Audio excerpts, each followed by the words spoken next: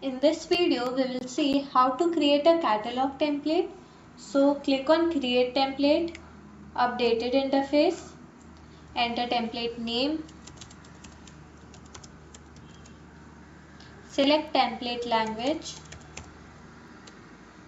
choose category.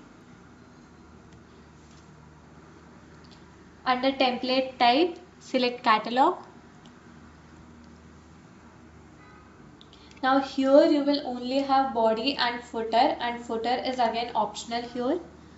So for example, hello, here is our latest collection.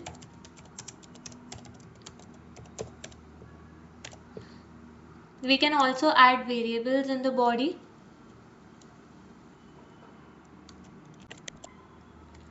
Enter sample for variable. As footer is optional, I am not writing anything here. So whenever you create a catalog template, the view catalog button will automatically come there.